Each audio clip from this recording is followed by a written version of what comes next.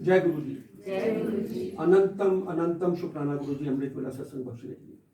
सारी संतों पर मेहर करो, कृपा करो, शुक्राना गुरु जी।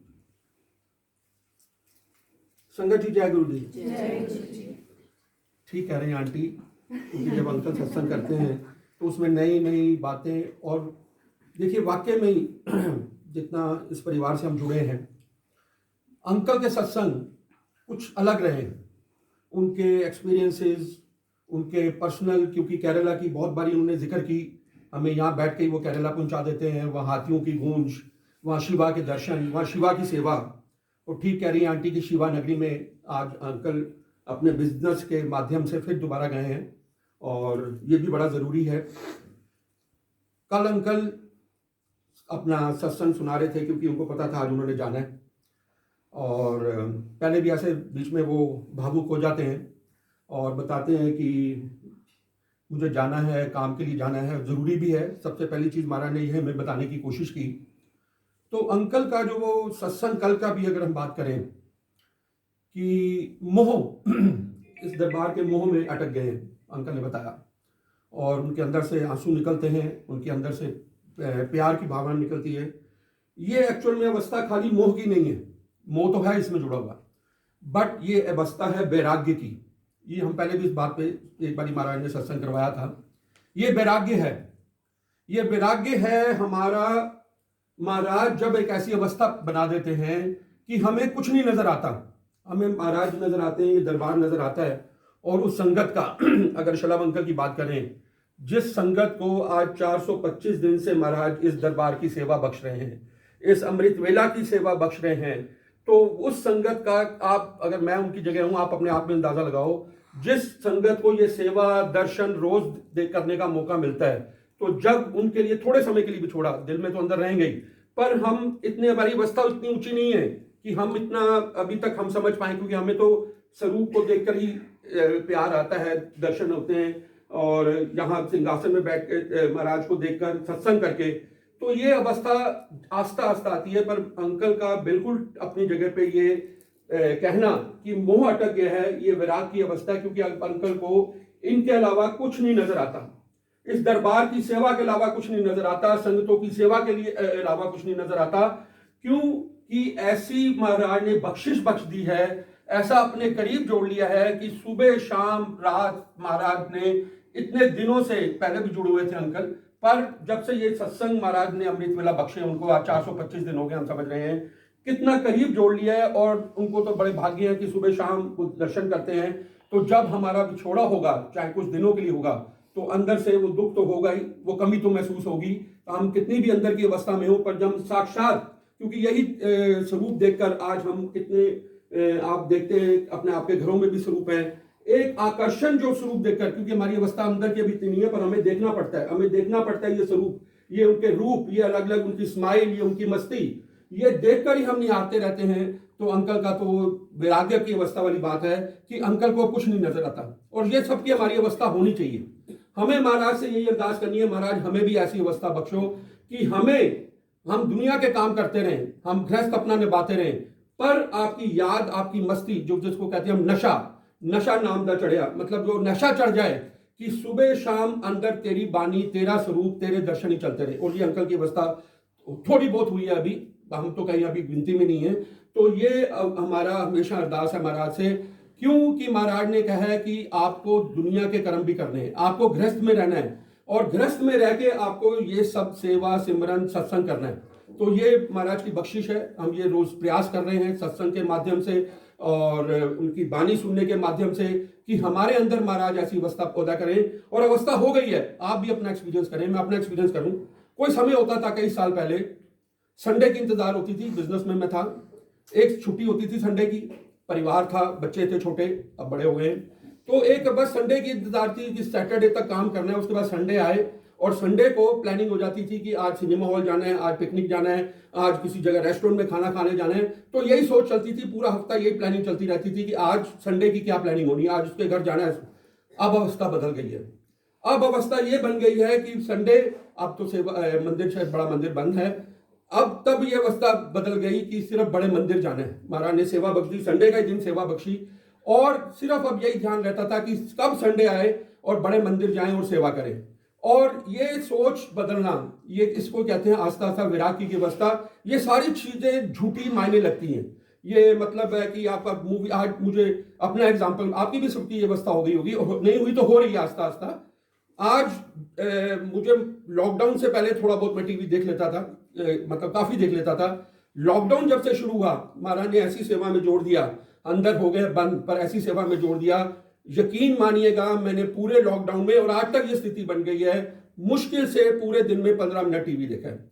वो भी सिर्फ एक देखने के लिए कि हेडलाइंस क्या है, न्यूज क्या है। अदरवाइज अब टीवी ऑन करने का मन ही नहीं करता। वो याद आते हैं कितना हमने समय व्यर्थ किया, वो सास बहू के सीरियल और ये फलानी चीजें, बिग बॉस, ये बॉस, अब वो सब नजर ही नहीं आते, सब नजर नहीं आते। अब सिर्फ ये नजर आता है कि हमें महाराज बस याद रहे।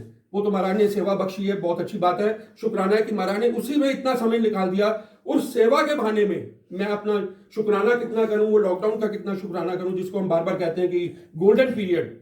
हर पल इनका सिमरन हो गया, क्योंकि एक प्लेलिस्ट की सेवा थी, उसको मनाने में, उसको पहला सुनना, फिर उसके अंदर से उसको जोड़ना, उसके अंदर वो सारा दिन सुबह शाम यही महाराज ने सेवा बख्शती रही। और इतना जुड़ गए, शायद जब बड़ा मंदिर खुला था, शायद हम इतने करीब नहीं थे जो बड़ा मंदिर के, जब महाराज ने जो भी कारण से बंद हुए, हम उतना करीब इसके बाद हुए। लॉकडाउन में इतना मेरी अवस्था नहीं है, मैक्सिमम संगतों के एक्सपीरियंस हैं कि हमें जितना नजदीक महाराज ने लॉकडाउन में किया, हम लॉकडाउन से पहले शायद इतना करीब नहीं थे। करीब तो थे, पर क्योंकि ये था कि आज बड़े मंदिर की बात ले लें। बड़ा मंदिर आज बंद है। आज कैसे तड़पती हैं संगतें, ई पास के लिए कैसे तड़पती हैं कि अंकल कहीं से दर्शन का साधन बना दो, कहीं से जाने का साधन बना दो। पहले हम कितना कैजुअल लेते थे, बड़ा मंदिर खुला था, इस हफ्ते नहीं गए अगले हफ्ते चले जाएंगे, आज नहीं गए तो महीने में चले जाएंगे, क्योंकि बड़ा मंदिर तो खुला है। तो हम अपनी कैजुअल टोन में थे। जब बंद हुआ, ये देखिए लॉकडाउन होना, ये कोरोना आना, ये कोविड आना, ये हमें बहुत लेसन दे गया है, बहुत लेसन दे गया है। आज हमें कदर पता लगी कि आज अगर हम बड़े मंदिर नहीं जा पाते हैं, हम कितना तड़पते हैं। मेरी सेवा रहती है अभी कोविड के दौरान में भी बड़े मंदिर, मैं संगतों के चेहरे भाव पढ़ता हूं। ऐसे जब उनको ई पास के बाद जब दर्शन का मौका मिलते हैं किसी भी स्लॉट में, संगतें ऐसे देखती हुई आती हैं बड़े मंदिर को जैसे कब के बिछड़े हुए हम मिले। कईयों के आंसू नहीं रुक रहे होते, कई इस निगाह से देख रही होती हैं, कभी शिवलिंग को देखती हैं, कभी अंदर जो समाधि को देखती हैं। ऐसी तड़प होती है कि कदर अब पता लगी कि जब तो कैजुअल टोन में थे तो चले जाते थे, अपनी मन से चले जाते थे। अब यहाँ दुख ले जाता था कि आज दुख आया तो हमें बड़े मंदिर जाकर अरदास करनी है। अब पता लगी कदर क्या है उस बड़े मंदिर की। अब हम एक जल प्रसाद के लिए हम संगतें तरसती हैं, वहां पर हम एक चाय प्रसाद के लिए तरसते हैं। मैं तो बार बार जब सेवा में होता हूँ, बार बार देखता हूँ कोई ट्रेन लेके आ जाए सेवादार, चाय ले लो जी, चाय प्रसाद ले लीजिए, पर वो मिस होता है। अब पता लगी कि उस चाय प्रसाद का, उस लंगर प्रसाद का कितना बड़ा हम मिस करते हैं, कितना उनको याद करते हैं। तो ये महाराज के ही तरीके हैं, ये उनकी लीला परंपरा है, ये वही जानते हैं। पर महाराज ने भी खुद कहा था मेरे जाने के बाद मेरी कदर होगी। और यही बात आज बड़ा मंदिर बंद होने के बाद हमें पता लगी कि कितना बड़े दरबार की हम मिसिंग करते हैं।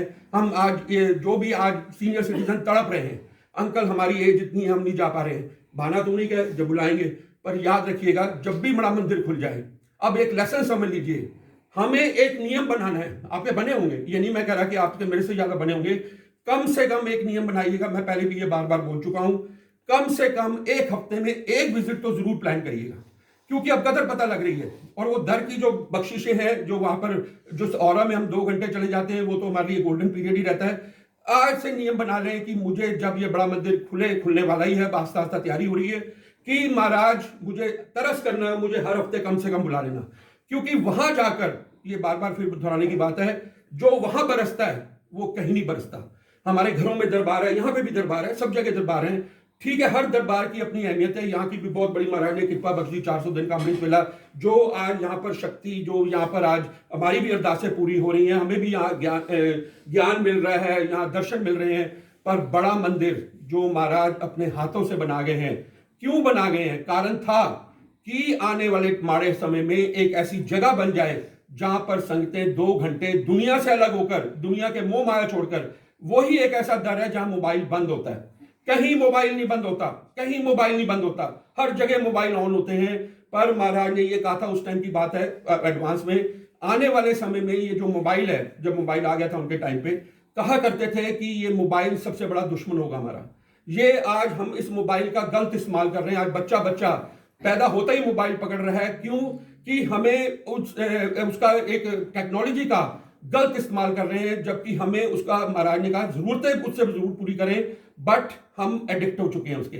वो एडिक्शन हमें यहाँ चाहिए। वो नशा जब इनके साथ हो जाएगा, जब इनके साथ प्यार हो जाएगा, ये सब बात सिर्फ प्रेम की है। अंकल के जो भाव थे ना, ये मोह माया विराग, ये सिर्फ प्रेम है।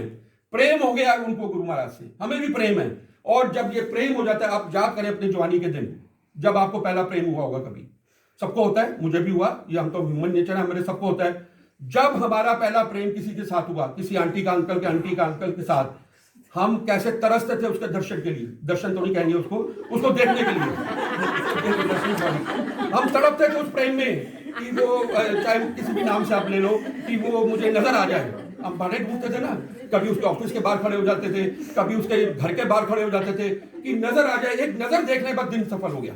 तो वो अवस्था, वो जो प्रेम की अवस्था थी, वही अवस्था हमें महाराज के साथ जोड़नी है, कि तरसते हैं हम, महाराज किसी बहाने से आपके दर्शन हो जाएं। अंदर तो दर्शन चल ही रहे हैं, पर वो अवस्था चाहिए प्रेम। प्रेम के ऊपर बहुत सत्संग है। हम सोनी महिवाल का सत्संग सुनते हैं। सोनी महिवाल का ये सत्संग के अंदर भी, मतलब उस टाइम पे भी बात बता रहे हैं, महापुरुषों के टाइम पे भी सत्संग के अंदर भी सोनी महिवाल का सत्संग हुआ था। अब संगतें सोचे सोनी महिवाल यहां क्यों आ गए। सोनी महिवाल का एग्जाम्पल देके बताया, उनका शारीरिक प्रेम नहीं था, आत्मिक प्रेम था। वो तड़पते थे एक दूसरे को देखने के लिए। कैसे सोनी नहर पार करके रात को, अंधेरी रात में, ठंडे पानी में, मटके के सारे तैरती हुई जाती थी अपने महिवाल के दर्शन करने के लिए।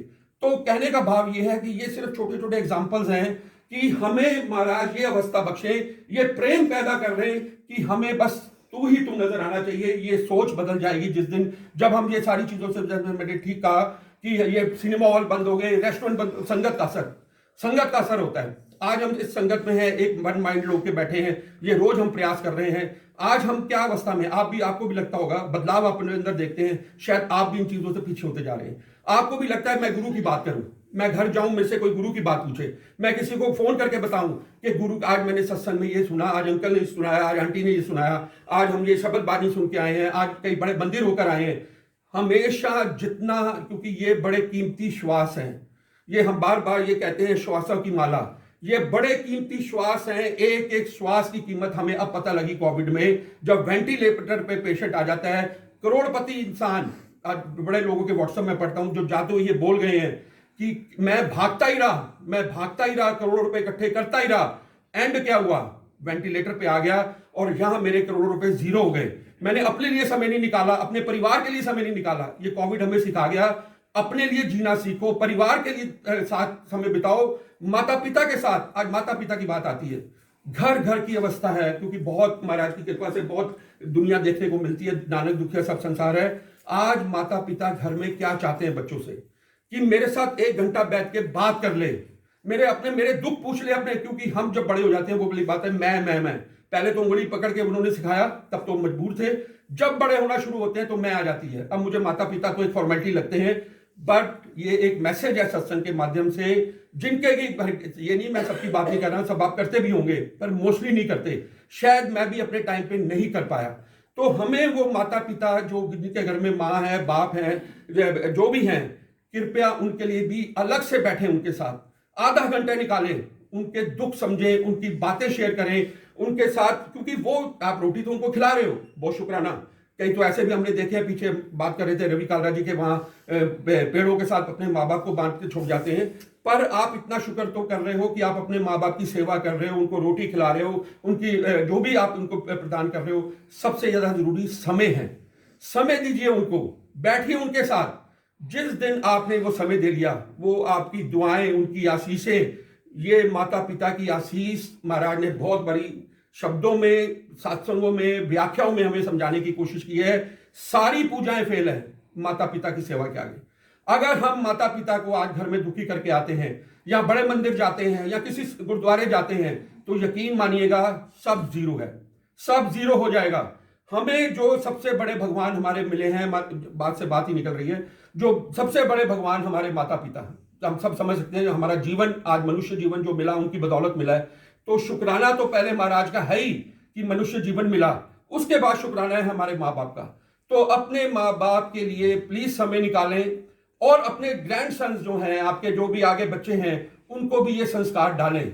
आज आप अपने माँ बाप को पूछेंगे तो कल को आपके बच्चे आपको पूछेंगे, आपको देख के ही वो आपको फॉलो करेंगे कि इन्होंने तो कभी टाइम नहीं निकाला, हमें क्या जरूरत पड़ी है। ये बचपन से ही संस्कार आने बड़े जरूरी है। महाराज ने बहुत बारी कहा था कि छोटे उम्दा ही संस्कार दिया करो बच्चों को।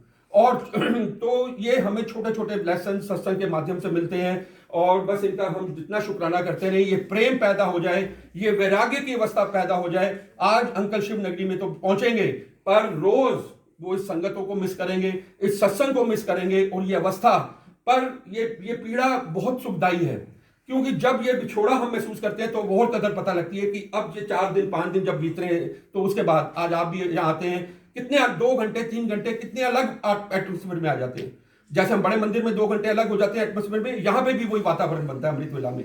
हम इस टाइम सब भूल चुके होते हैं अपना घर, जब अंदर दर्शन होते हैं, इन स्वरूपों के दरबार के आगे आते हैं तो कुछ समझ ही नहीं आता, सब सुध बुध भूल जाते हैं देखने का, निहारते का, इस रूप उस स्वरूप उस स्वरूप किस स्वरूप को देखें, ये दरबार को देखें, सिर्फ निहारते रहते हैं। और अंदर से प्रेम, ये रोज की अवस्था हमारा प्रेम बढ़ा रहा है।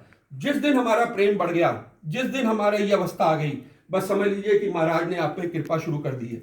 ये बदलाव, ये सोच, एंड में इसका रिजल्ट क्या होगा? पॉजिटिव बन जाएंगे। इसका मेन कारण क्या है? ये सब चीजों का हमें पॉजिटिव बनाना। दुख आएंगे, ये नहीं कि महाराज ने अपनी शरण में ले लिया है, महाराज ने तब भी कहा था, आज भी उनका वचन है, दुख आएंगे, पर दुख को देखने की नजर बदल जाएगी, आप उसको झेलने की ताकत में आ जाएंगे। बड़े बड़े दुख आज भी दुख आ रहे हैं, सबके साथ आते हैं, मैं भी परिवार में हूं, कभी बीमारी, कभी पैसे की प्रॉब्लम, कभी कुछ प्रॉब्लम, पर अब अवस्था बदल गई है, अब डर ही नहीं लगता। अब है ना मालिक मेरे साथ, जब सृष्टि के मालिक मेरे साथ है तो किस बात का डर? डर ही निकालना है, और ये डर निकालते हैं, पॉजिटिव बनाते हैं। नेगेटिविटी, आप यकीन मानिएगा, आप जिस भी समाज में रहते हैं, अब आप नोट करना शुरू कर दीजिएगा, नेगेटिव लोग जो आपके समाज में होंगे आपसे अपने आप दूर हो जाएंगे। ये दूर कर देते हैं, ये आपके आसपास के ये ना एक और ये उनकी तरीके लीलाएं हम समझ नहीं पाते हैं। ये छोटी छोटी चीजों से हमें बचाते हैं। आपको नेगेटिव लोग, आपके चाहे आपके रिश्तेदार थे या कुछ थे, आपको नजर आने लग जाएगा कि नेगेटिव लोग हमेशा आपसे दूर होते चले जाएंगे। ये महाराज सबसे पहले तो ये प्रोटेक्शन हमें डाल देते हैं। दूसरी बात हमारी सोच पॉजिटिव